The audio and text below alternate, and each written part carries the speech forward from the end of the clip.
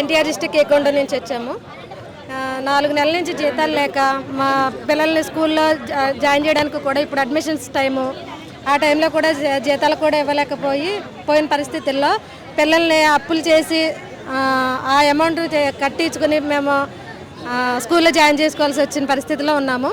ఇక నుంచి ఇప్పటికైనా మా వాదన అర్థం చేసుకుని 4 నెలల శాలరీ ఇచ్చి మాకు మా కాంట్రాక్ట్ వ్యవస్థ అనేది పూర్తిగా రద్దు చేసి మమ్మల్ని అందరూ రెగ్యులర్ చేయాలని మేము కోరుకుంటున్నాము. పని గంట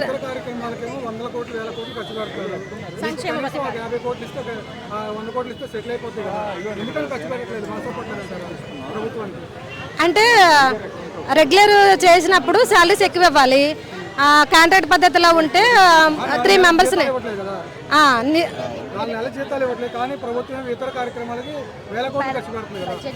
బడ్జెట్ దానికి బడ్జెట్ ఉపయోగిస్తేనే కదా ఓట్లు అనేది వాళ్ళకి వస్తుంది. మరి మాకు ఇచ్చినప్పుడు ఎంప్లాయీస్కి ఇచ్చినప్పుడు వాళ్ళకి ఏమీ ఉపయోగం ఉండదు కదా అన్న ఉద్దేశంతో వాళ్ళు బడ్జెట్ అనేది మాకు కేటాయించరు. ఎన్నిసార్లు అడిగినా సరే మా రిప్రజెంటేషన్స్ ఎక్కడికెక్కడికో వెళ్ళి ఇచ్చాము, అయినా సరే మాకు యూజ్ లేదు. సీఎం అందరినీ కలవడం జరిగింది, అందరికి రిప్రజెంటేషన్లు ఇచ్చాము, అన్నీ చేసాము. ఇదిగో అయిపోతుంది అంటున్నారు తప్ప ఎవరు దగ్గర నుంచి మాకు సొల్యూషన్ అనేది లేదు. బడ్జెట్ ప్రాబ్లము లేకపోతే నిధి పోర్టల్లో పెట్టమని చెప్పేసి ఇప్పుడు వచ్చి 3 మంత్స్ 4 మంత్స్ అయ్యింది. 1 మంత్ అయితే ఇచ్చారు, తర్వాత నుంచి 4 మంత్స్ కంటిన్యూ అవుతుంది. ఇప్పటికి కూడా మాకు శాలరీస్ ఇవ్వలే. ఎందుకంటే నిధి పోర్టల్లో పెండింగ్లు ఉన్నాయి, ఇష్యూ ఉన్నది, ఆ ఇష్యూ కంప్లీట్ అయితేనే మీకు వస్తుంది అని చెప్పి జీవో ఏదో ఇష్యూ ఉన్నదని చెప్పేసి అన్నారు. వాళ్ళు ఇచ్చిన జీవోల ప్రకారమే కదండి మేము జాబ్లో జాయిన్ అయ్యాము.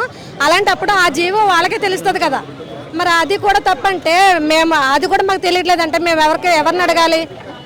ఎవరిని అడిగే అవకాశం లేదు కదా. గవర్నమెంటే మాకు జాబ్స్ ఇచ్చింది, ఆ జీవోలు ఇచ్చింది, ఆ జీవోని అందులో అప్లోడ్ చేస్తే జీవో వల్ల ప్రాబ్లం వచ్చింది నిధి పోర్టల్ ఇవ్వడానికి అని చెప్పేసి అంటున్నారు. అది ఎప్పటికీ సొల్యూషన్ అవుతుంది? మాకు ఎప్పుడు ఇస్తారు? నిధి పోర్టల్ ఇష్యూ అంటున్నారు. నిధి పోర్టల్ ఇష్యూలో ఆ టెక్నికల్ ఇష్యూని సాల్వ్ చేసే టెక్నీషియన్స్ ఏపీ స్టేట్ మొత్తంలో లేరా? అసలు అదొక క్వశ్చన్ రైజ్ చేస్తున్నాము. అసలు అది గవర్నమెంట్ టెక్నికల్ ఇష్యూ అనేది గవర్నమెంట్ సమస్య, అది మాది కాదు. అలాగే మా జీతాలు ఎందుకు ఆపాలి? అసలు ఆ చిన్న టెక్నికల్ ఇష్యూని సాల్వ్ చేసే టెక్నీషియన్సే లేరా అసలు ఏపీ మొత్తంలో? వాళ్ళు నిజంగా టెక్నికల్ ఇష్యూనా వాళ్ళు బడ్జెట్ లేక మా ఒక్కళ్ళు ఆపిన ఏం చేయలేరు అనుకుంటున్నారా? బడ్జెట్ అలాంటప్పుడు బడ్జెట్ లేదు, వేరే వాళ్ళకి కూడా ఇవ్వాల్సిన అవసరం లేదు కదా. వాళ్ళకి ఇస్తున్నారు, మాకెందుకు ఇవ్వట్లేదు? మాకు ఇవ్వలేదు, మాకు గొడవ చేస్తే మీకు టెక్నికల్ ఇష్యూ అంటే అసలు టెక్నికల్ ఇష్యూని సాల్వ్ చేసే టెక్నీషియన్స్ లేరు అని అసలు అదొకటి వాళ్ళు ఆలోచించాలి. అసలు ఎంప్లాయీస్కి ఒక డిఏ ఇవ్వకపోతే మాకు కూరగాయల రేట్లు పెరిగిపోయి మేము ఎలా కొనుక్కోవాలి? అన్ని రేట్లు పెరిగిపోయి మేము ఎలా కొనుక్కోవాలి? మాకు డిఏ ఇవ్వకపోతేనే వాళ్ళు ప్రశ్నిస్తున్నారు ఒక్క డిఏకి. మరి మేము 4 నెలల నుంచి జీతాలు లేవు, మేమేం చేయాలి? ఇలాగే రోడ్లు ఎక్కించుకునే చేస్తారా, లేకపోతే మా ప్రాబ్లం సొల్యూషన్ తీసుకొస్తారా, లేకపోతే ఇంకా ధర్నాలే కొనసాగించేలాగా చేస్తారా? మీరు శాంతియుతంగా చేస్తున్నాము, దీన్నే ఇంకా ఎక్కువగా చేస్తాము అనేది మాత్రం చెప్తున్నా. ఇప్పుడు జస్ట్ శాంతియుతంగా చెప్పాము అంతే.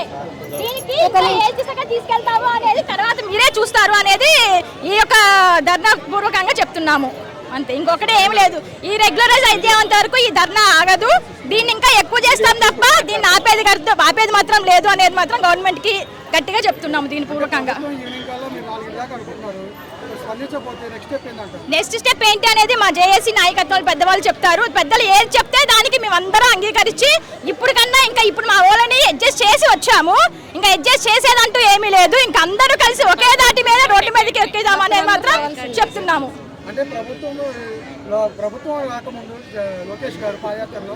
ఆయన చేస్తాము అని చెప్పి అన్నారు. 2 సంవత్సరాలు అయింది, ఇప్పుడు దా చెయ్యలేదు. అంటే ఆయన మాట మీద నిలబడలేదే కదా. ఆయన చెప్పి నేను వచ్చిన వెంటనే మిమ్మల్ని రెగ్యులరైజ్ చేస్తాము అని చెప్పే వచ్చారు. ఆయన వచ్చి ఎంతకాలం అయింది? ఆయన రెగ్యులరైజ్ చెయ్యండి అని మేము అడిగిన మొదలు పెట్టిన తర్వాత నుంచే జీతాలు ఆపారు. అంటే మాకు రెగ్యులరైజ్ వద్దమ్మా, కనీసం జీతాలైనా ఇవ్వండి అని మేము అడుగుతామేమో అనుకుంటున్నారేమో, కానీ అదే అనుకుంటుంది కూడా. మాకు జీతాలు ఇంకా 2 నెలలు ఆపండి, కానీ రెగ్యులరైజ్ అయ్యేంత వరకు మేము ఈ ధర్నాని ఆపము.